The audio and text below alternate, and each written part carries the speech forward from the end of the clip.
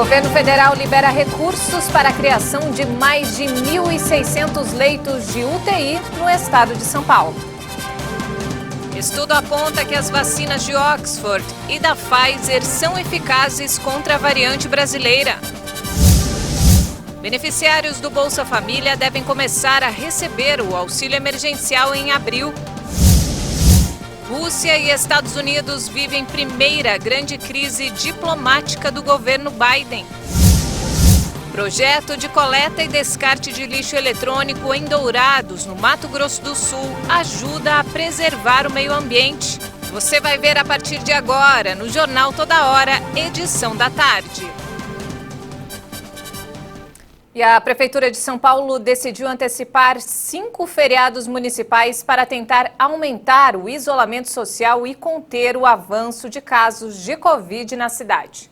O anúncio foi feito pelo prefeito Bruno Covas em coletiva virtual nesta quinta-feira. Os feriados serão antecipados para os dias 26, 29 e 30 de março, além de 1º e 2 de abril. O prefeito Bruno Covas descartou a possibilidade de decretar um lockdown na cidade de São Paulo.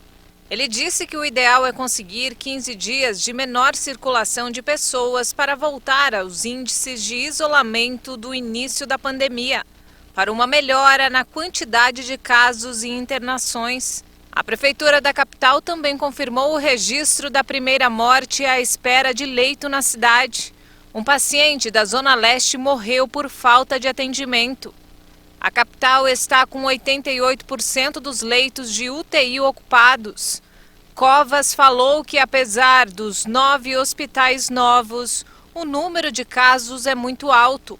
Somente nesta quarta-feira, cerca de 400 pessoas aguardavam leitos. A explosão de casos atinge também a rede privada da capital. Nesta semana, hospitais particulares pediram 30 leitos do SUS à Secretaria Municipal da Saúde.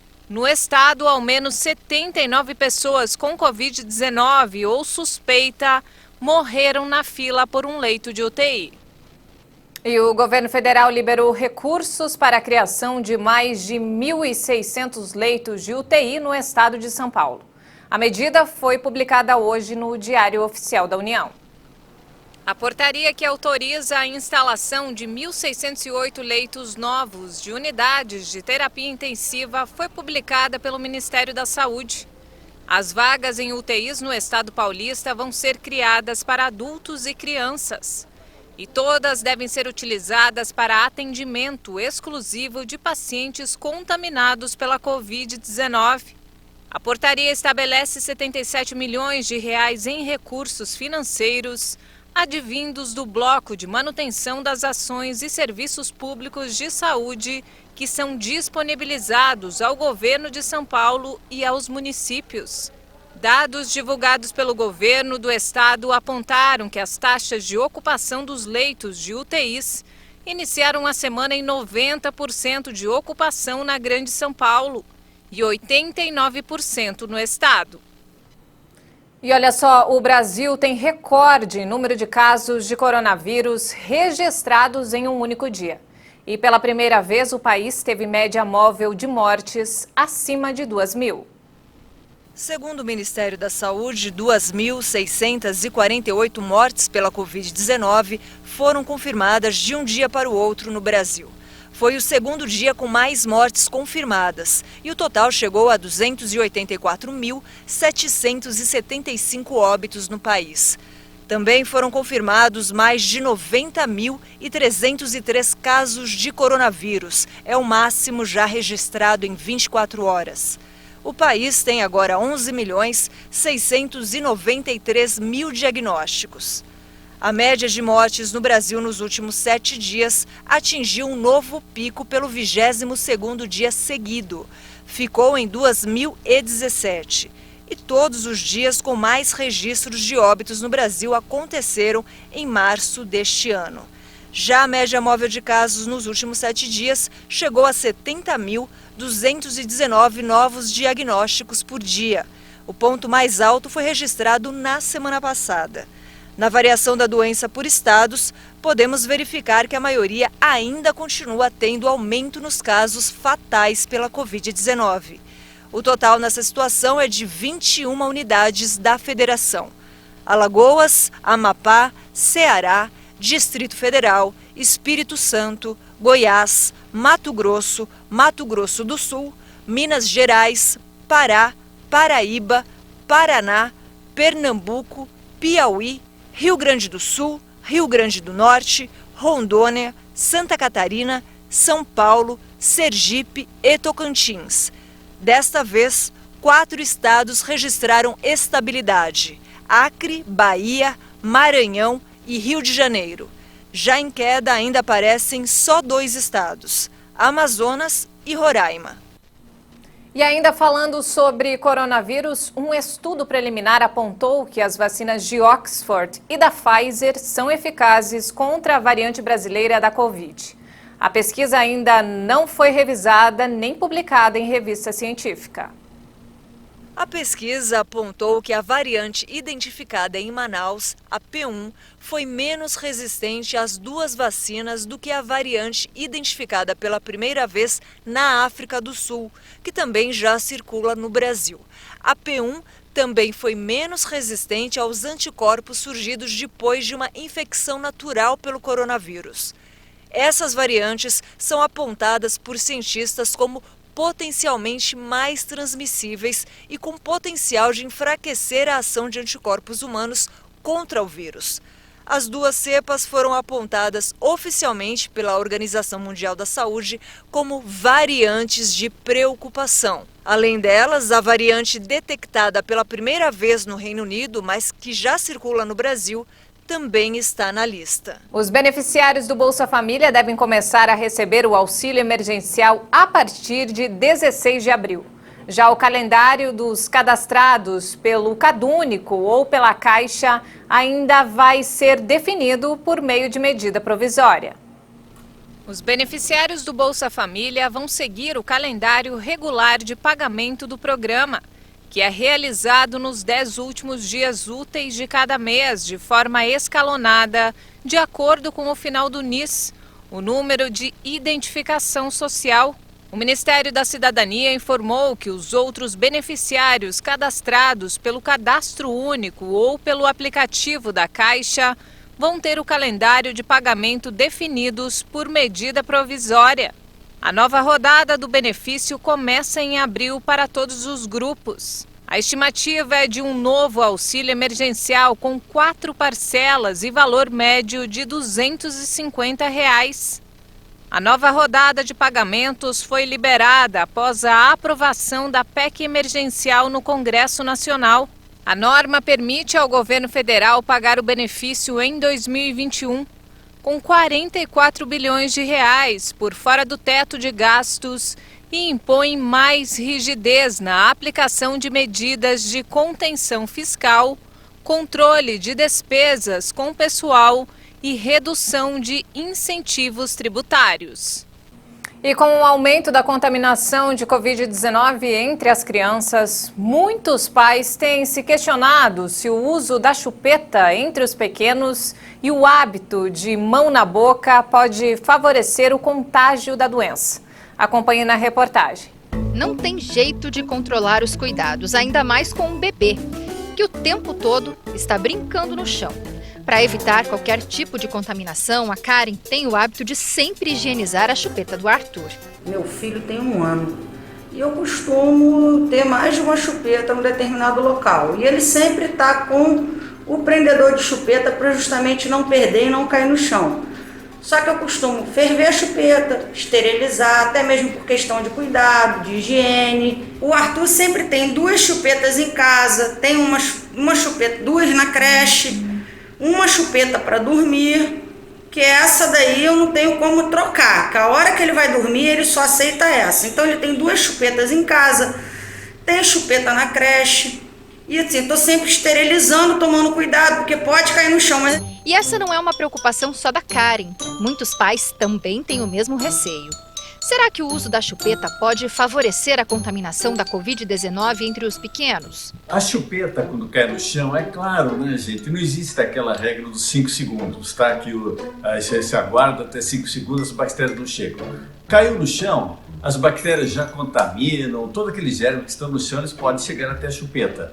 Então, é claro, você não vai levar essa chupeta diretamente para a boca do seu filho, não é? Muito menos não é indicado você usar a sua boca ou a sua roupa para limpar essa chupeta.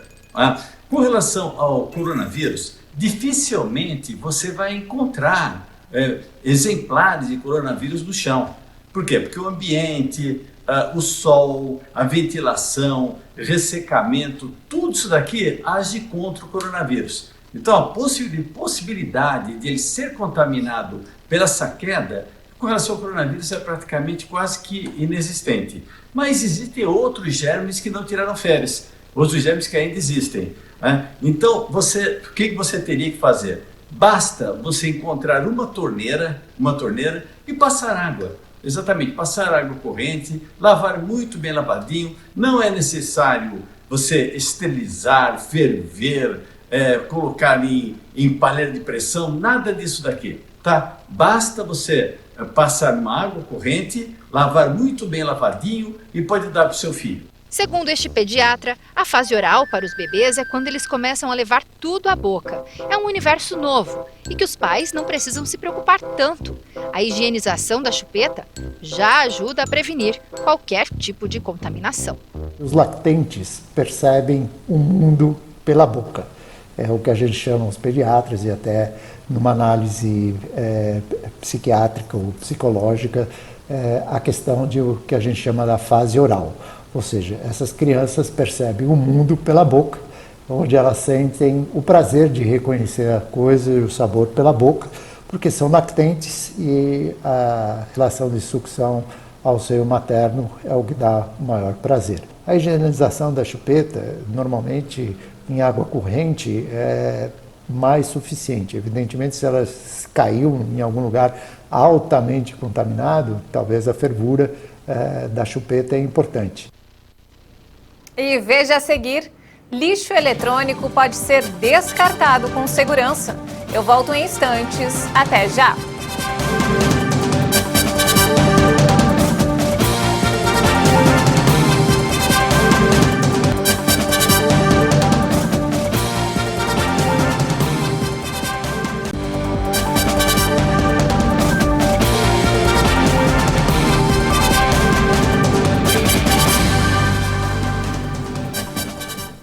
E nós estamos de volta e ainda falando sobre coronavírus. Olha só, o Hospital de Clínicas do Paraguai está com um orçamento esgotado. A falta de insumos e equipamentos. O Paraguai enfrenta uma média de 40 mortes e 2.000 infectados por dia. Um ano após o início da pandemia, este centro médico, dependente da Faculdade de Medicina da Universidade Nacional, enfrenta um esgotamento orçamentário que reflete na falta de insumos e equipamentos. E esse déficit se traslada. O déficit de orçamento para a aquisição de medicamentos e outros materiais é repassado para o bolso do paciente. Hoje, muitos parentes de doentes têm que comprar suprimentos que deveríamos ter, mas que não temos como adquirir. Por uma incapacidade de adquiri-los. O Hospital de Clínicas, também chamado de Hospital dos Pobres, tem capacidade para 600 leitos e fica localizado em São Lourenço, região metropolitana da capital Assunção. As autoridades prometem disponibilizar mais 50 leitos em meio ao caos sanitário, mas também precisam lidar com o esgotamento dos profissionais de saúde. Com muitas precariedades, de repente, de insumos, sobretudo. Trabalhamos com a falta constante de insumos. Temos suprimentos, mas não o suficiente para a demanda atual de pacientes. Temos mais de 120 no momento. A quantidade de doentes se multiplicou recentemente e nós trabalhamos no limite. Estamos trabalhando muito intensamente. O Paraguai enfrenta um repique da pandemia com uma média de 40 mortes e 2.000 infectados por dia. O número total de casos confirmados é superior a 181.000 e o país tem cerca de 3.500 óbitos. A população paraguaia é de 7 milhões de pessoas. E a tensão diplomática se intensificou entre Washington e Moscou. O embaixador da Rússia nos Estados Unidos vai deixar a capital americana neste sábado após ser convocado pelo Kremlin. A decisão ocorre após o presidente democrata Joe Biden fazer uma forte declaração contra o colega Vladimir Putin durante entrevista a uma rede de televisão. Questionado se acreditava que Putin, acusado de ordenar o envenenamento do líder da oposição Alexei Navalny e de outros oponentes políticos, era um assassino, Biden respondeu: "Acho que sim". A embaixada russa escreveu no Facebook que reuniões no Ministério das Relações Exteriores e em outros organismos vão examinar maneiras de corrigir a relação entre os dois países. De acordo com a representação diplomática, as declarações imprudentes de autoridades americanas correm o risco de provocar o colapso de relações já conflituosas. O presidente da Câmara Baixa russa, Vyacheslav Volodin, afirmou que Biden insultou todos os russos e atacou o país com suas declarações. Nesta quinta-feira, o porta-voz do Kremlin, Dmitry Peskov, ressaltou que o democrata claramente não queria melhorar as relações entre Moscou e Washington. E o ex-lateral esquerdo Cláudio Ibrahim Vaz Leal, o branco de 56 anos, está internado com quadro de Covid-19 no Hospital Copestar, em Copacabana, zona sul do Rio de Janeiro. O hospital não quis divulgar o quadro de saúde do ex-lateral. Atualmente, Branco é coordenador da Seleção Brasileira Masculina de Base. Ele foi um dos infectados pelo vírus em recente viagem da Seleção Brasileira Sub-18. Ao menos outros 5 integrantes da delegação que viajou ao Recife para período de treinos e amistosos no centro de treinamento do Retro FC testaram positivo. A Confederação Brasileira de Futebol acompanha e monitora caso a caso, mas todos apresentam boa recuperação e estão isolados, mesmo aqueles que testaram negativo no retorno da viagem. Branco teve passagem pelo Internacional, Fluminense, Flamengo e Corinthians. Também jogou na Itália e no Futebol Clube de Porto, em Portugal. E olha só, o ex-governador de Goiás, Helenês Cândido, de 86 anos, morreu de Covid-19 na noite de ontem, quando estava sendo transferido de ambulância do hospital em que estava internado para um leito de unidade de terapia intensiva em Caldas Novas, na região sul de Goiás. Segundo a família, ele aguardava pela vaga há 3 dias. O ex-governador testou positivo para a Covid-19 no início de março, junto com a esposa Lila Moraes. Assim que diagnosticados, os dois foram internados em um hospital particular da região. Após uma semana, apresentaram melhora, receberam alta e voltaram para Morrinhos, onde moram. Porém, na última sexta-feira, o ex-governador voltou a apresentar sintomas e precisou ser internado em um hospital da cidade. E olha só, mudando de assunto, olha que bacana essa iniciativa. Em Dourados, Mato Grosso do Sul, existe um lugar para descartar lixo eletrônico com segurança e que recebe o destino correto. Acompanhe na reportagem. A tecnologia avança com muita rapidez e vários produtos acabam se tornando obsoletos cada vez mais cedo.